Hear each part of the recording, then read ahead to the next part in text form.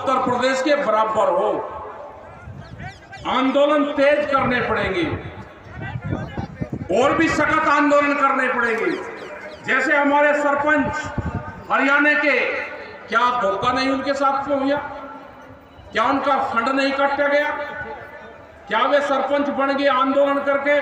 क्योंकि आंदोलन जब दिल्ली में चला तो बहुत से लोग सरपंची का चुनाव लड़े और वे जीते, उन्होंने सीधी सरकार को टक्कर दी। क्या नए नए कानून बना दिए? क्या ये देश कहता है इस तरह का संविधान बाबा भीमराव अम्बेडकर ने बनाया कि आप पक्षपात करोगे? ये सरकार धोखेबाज है, ये पक्षपात करती है और एक कानून बना दिया सरपंचों का कि जो वहां का विधायक होगा, एमएलए होगा, उससे लिखवा के जाना पड़ेगा। लिखवा के जाओगा भाई, उसके खिलाफ तो वोट मांगी, अब उसके वहां पर जाकर जी मेरा 2 लाख का ये रास्ता बनेगा, इसमें आप साइन कर दो। तो आदमी जब वो कहते नहीं कि खबर आंख लो जावे, फिर उसको वोट मांगा रहो। तो ये मकड़जाल इनका है। अभी भारत सरकार क्या करना चाहती है वो भी जरा गौर से सुन लो। भाई सुन लो जी, आप भी सुन लो। स्टेज के वाले भी तो अलग अलग बैठाओ, अलग अलग बैठाए, एक बस दूर रखो तुम, नहीं तो फिर बात करोगे। देखो अभी 4-5 चीजों पे वे काम कर रहे हैं, आप लोग ध्यान से सुन लेना। पहला काम उनका एजेंडा है हिंदू और सिख को लड़ाना, ये उनका एजेंडा तय हो चुका है। आप अगर उनके एजेंडे में फंस गए तो वे कामयाब होंगे, इसका मतलब आप उनके चक्रव्यूह में फंस गए। ये उनका पहला एजेंडा है कि इसको हिंदू और जो सिख है इसको आपस में तोड़ा कैसे जाए, इससे बचना है बिल्कुल। दूसरा है कि खाप पंचायत, ये खास करके खाप पंचायत हरियाणा और पश्चिम उत्तर प्रदेश में है।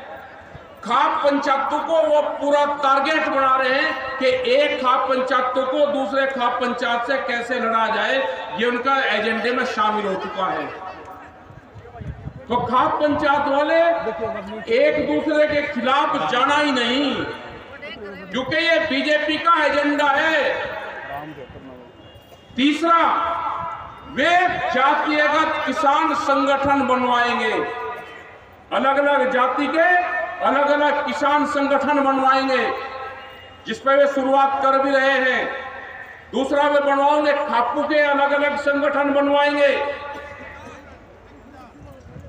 तीसरा, वे अलग अलग फसलों के संगठन बनवाएंगे।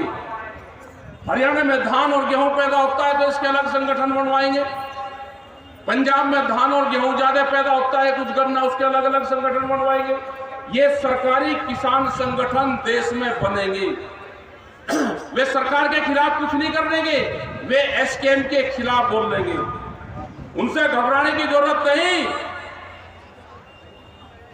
हम तो जो उनका बाप दिल्ली में बैठा, ये किसान मोर्चा तो उनसे नहीं डरा।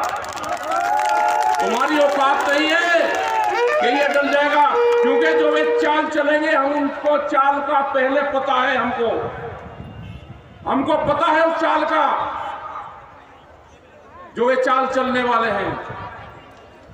आज भी ये जो जींद में मीटिंग हुई, इसका कारण भी यही था कि जींद और हरियाणा एक क्रांतिकारी क्षेत्र है पूरा, और ये एक बीच में पड़ता है। इसमें उत्तर प्रदेश के लोग भी आए, इसमें पंजाब और हरियाणा, दिल्ली, उत्तराखंड, कई स्टेट के लोग इसमें यहाँ पे आए और आकर देखा, क्योंकि हरियाणा और जींद को लोग देखना चाहते थे।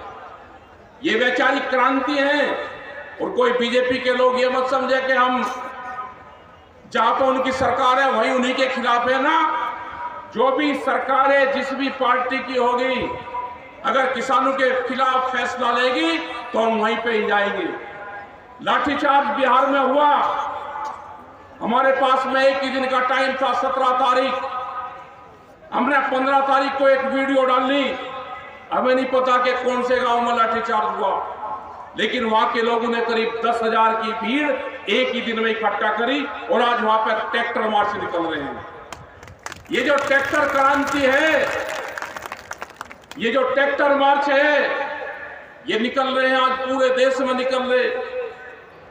जब से भी हम संयुक्त मोर्चे की मीटिंग दिल्ली से 1 मई साल पहले खत्म हुई, वहां से स्थगित किया आंदोलन, हम पूरे देश में गए, हमारे जो लीडर हैं, किसान संयुक्त मोर्चे के 40 बड़े लीडर हैं, अब अपनी जत्थेबंदी के लीडर हैं, वे संयुक्त मोर्चे के लीडर हैं, वे पूरे देश भर में जा रहे हैं, उनकी मीटिंगें होती है, उनसे लोग सुनते हैं और लोग ये क्वेश्चन करते हैं कि एमएसपी का कानून कब बनेगा। वो आपको कहते हैं कि एमएसपी का कानून बनाओ, उस पर आप लड़ाई शुरू करो। ये वैचारिक क्रांति चल रही है। आज भी यहाँ पे प्रेस के लोग पूछ रहे कि ये मीटिंग क्यों करी। ये मीटिंग भी है, ये गोष्ठी भी है, ये पंचायत भी है, ये आंदोलन की रूपरेखाएं भी है। दिल्ली का जब मीटिंग होगी, 1 मार्च में मीटिंग यहाँ पे शायद तय करी अभी, उसकी डेट 15 से 22 के बीच में रखी। डेट कौन सी फाइनल होगी, क्योंकि कोई जगह आपको दिल्ली में देगा नहीं, हमको वैसे ही डेट पे डिक्लेयर करनी पड़ेगी। 9 फरवरी को जब संयुक्त मोर्चे की एक मीटिंग होगी, उसमें शायद वे डिक्लेयर करेंगे। यही हमारे लीडरों की बातचीत हुई है। देखो, घबराने की जरूरत नहीं है। ये सरकार आपकी जमीन छीनना चाहती है। ये हमको पता चल गया कि सरकारों की नियत हमारी जमीन के ऊपर है और हमको अपनी फसल और नस्ल बचानी है, तो आंदोलन का हिस्सा बनना पड़ेगा। अपने ट्रैक्टरों को मजबूत रखना पड़ेगा। कभी भी कहीं पे भी कॉल हो सकती है, उसके लिए सब लोग आप तैयार रहे। जैसे आज 26 जनवरी, ये धोखे का दिन है। आज हम लोग खुशी मना रहे, दिल्ली में अपने 10 साल पुराने ट्रैक्टर दिल्ली की सड़कों पर चला रहे, और भारत सरकार जाल साजिश रच रही, जाल बुन रही थी फंसाने का किसान के लिए।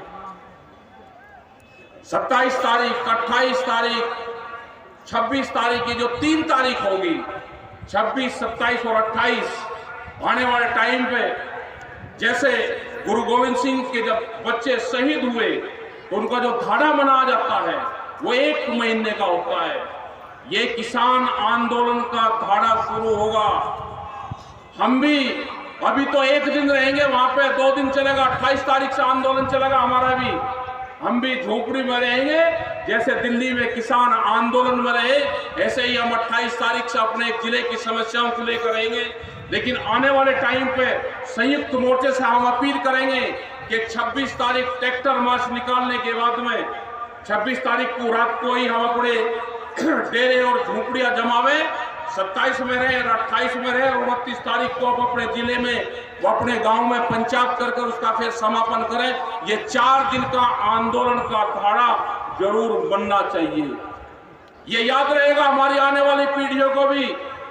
अगर हमने ये आंदोलन नहीं बताया तो आने वाली पीढ़ी भूल जाएगी, वो जमीन बिक जाएगी हमारी।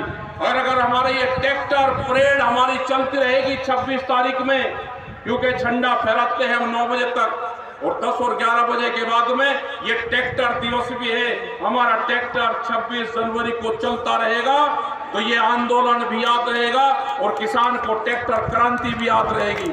आने वाली पीढ़ी को भी ये याद रहेगा, क्योंकि भारत सरकार तो 10 साल पुराने ट्रैक्टर भी बंद करना चाहती है। बिहार के अंदर वहां से उनकी खबरें आई कि ट्रैक्टर को पकड़ना शुरू कर दिया। हमने कहा कि जब किसान के ट्रैक्टर को सरकार पकड़ना शुरू कर लेना करेगी, तो ये समझ लेना कि आपको आंदोलन सक्सेसफुल हो गया। ये बहुत सी जगह लड़ाई हमको लड़नी पड़ेगी, राजस्थान में लड़नी पड़ेगी, हमारा छत्तीसगढ़ में आंदोलन चल रहा, वहां के भी लोग यहाँ पे आए हैं। नया रायपुर वहां पर बढ़ना, वहां पे किसी बीजेपी की सरकार नहीं है। तो सरकारें ये समझ लें कि हम किसी पार्टी से बंधे हुए नहीं है, हम किसान से बंधे हुए हैं। जहां पे भी किसान की समस्या आएगी हम वहां पर जाएंगे, संयुक्त मोर्चा आपके बीच में खड़ा पाएगा। यहाँ की भी लड़ाई हम लड़ेंगे और पूरे देश की लड़ेंगे। आपने बात को सुना, शांति से सुना, आपका धन्यवाद। जय हिंद, जय भारत।